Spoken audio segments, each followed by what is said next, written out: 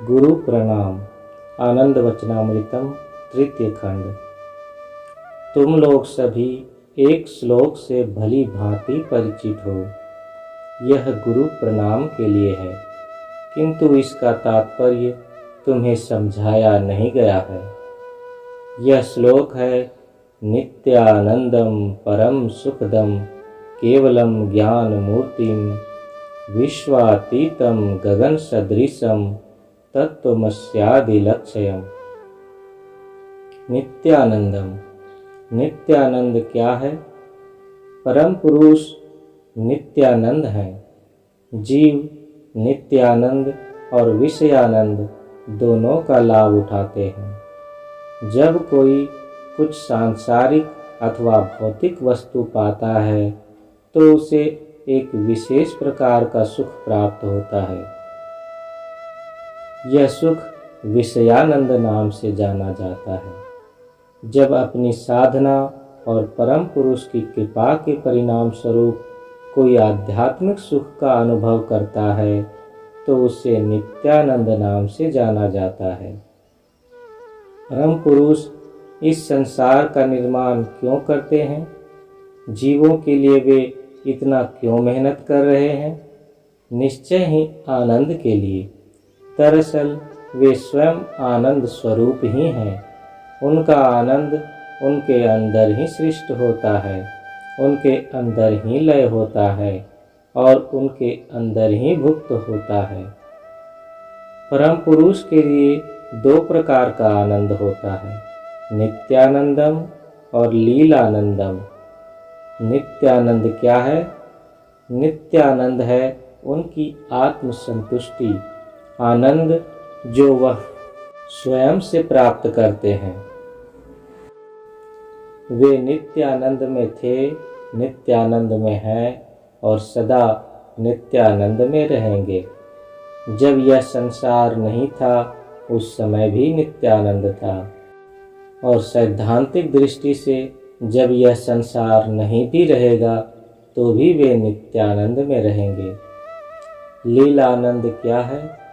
जब सगुण ब्रह्म गुण कारक या गुणान्वित सत्ता का निर्माण हुआ तब उन्होंने लीलानंद की इच्छा की। वे लीलानंद का सुख भोग करना चाहते थे। यह लीलानंद क्या है? वे जब अनेकानेक वस्तुओं का निर्माण करते हैं, बहुत से सजीव और निर्जीव विषय, बहुत से पुत्र, बहुत सारी पुत्रियां, तो उन्हें एक आनंद मिलता है। जब वे अपने पुत्रों और पुत्रियों से खेलते हैं तब भी उन्हें एक आनंद मिलता है। यही सब है लीलानंद। इस तथ्य को बुद्धिमान अध्यात्म साधक जानते हैं। वे जानते हैं कि इस विश्व में प्रत्येक वस्तु ही उनका लीलानंद है। वे लीलानंद के लिए ही खेल खेल रहे हैं, अतः कोई चिंता नहीं होनी चाहिए। सभी कुछ उनके लीलानंद के विभिन्न चरणों में विधृत है। इस श्लोक में पहला शब्द है नित्यानंद। हे परम पुरुष, तुम सदा नित्यानंद में हो। नित्य का तात्पर्य है उससे जो शाश्वत प्रकृति का है, अतः आनंद जो शाश्वत प्रकृति का है वही नित्यानंद है। दूसरा शब्द है परम सुखदम। जीव भौतिक विषयों से जो रस पाता है उस प्रसन्नता को सुखम कहा जाता है।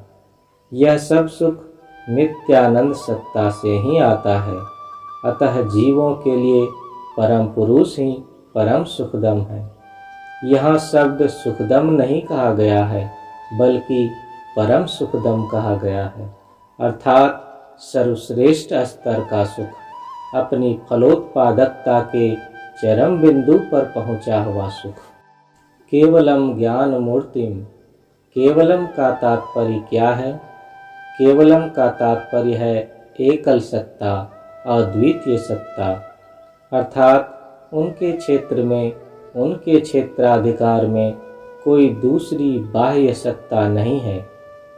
किसी शैतान के वहाँ रहने का प्रश्न ही नहीं उठता। वहाँ कोई शैतान नहीं है, वही सब कुछ है।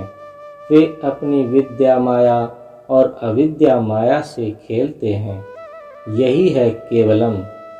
केवलम अर्थात एकल, अद्वितीय। जब कोई उनसे मिलकर एकाकार हो जाता है तब कहा जाता है कि वह कैवल्यम में प्रतिष्ठित हो गया। कैवल्य का अर्थ हुआ निर्विकल्प समाधि। जब मनुष्य केवलावस्था प्राप्त कर चुका तो कैवल्य है। स्मरण रखो कि शैतान की धारणा अद्वैत दर्शन के विरुद्ध है। यदि हम शैतान को मान्यता दें तो परोक्ष रूप में दो परम पुरुष की अवधारणा करनी पड़ेगी, एक अच्छे परम पुरुष और दूसरे बुरे परम पुरुष, जो पूर्णतया असंगत होगी। अतः कोई शैतान नहीं है। अविद्या माया के दुष्कर्म अवश्य ही है, और यह शैतान अविद्या माया रूप में माया का अंग है, माया का वाम हस्त है। इसी कारण भगवान कृष्ण ने कहा, दैवी हेषा गुणमयी मम माया दुरत्तया मामेव जे प्रपद्यन्ते माया मेतां तरन्ति ते।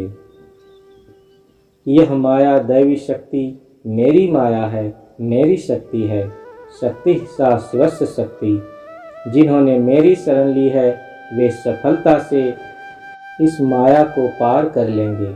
बिना इस दैवी सहायता के यह माया अलंघनीय रहती है। कृष्ण अर्थात परम पुरुष की शरण में जाना ही होगा। विश्वातीतम गगन सदृशम तत्त्वमस्यादि लक्ष्यम। विश्वातीतम का अर्थ क्या है? जब भूमा मानस के विषयीभूत रूप में कुछ साकार निर्मिति होती है, तमोगुणी प्रकृति के कठोर नियंत्रण में उसकी गुणात्मक सीमा अवरोधी क्रिया के परिणाम स्वरूप, तो उसे हम विश्व नाम से जानते हैं। चूँकि यह विश्व परम पुरुष का प्रतिरूप है, वे इस विश्व के क्षेत्राधिकार से बाहर हैं। वे विश्वातीत हैं। जिस प्रकार आकाश में कोई स्थानिक सीमा निर्धारण नहीं हो सकता, ठीक उसी प्रकार भूमा चैतन्य का भी सीमा निर्धारण संभव नहीं है। इसीलिए उन्हें गगन सदृशम कहा गया है। तत्त्वमसि। जब कोई साधक परम पुरुष से संपर्क स्थापित करता है और उनसे कहता है, मैं कौन हूँ, मैं कौन हूँ, मैं कौन हूँ, जब उनके सम्मुख यह शाश्वत प्रश्न प्रस्तुत किया जाता है तो उनका उत्तर होता है, तत्त्वमसि, तत्त्वमसि। तुम वही हो, तुम वही हो, तुम वही परम सत्ता हो, तुम वही परम सत्ता हो।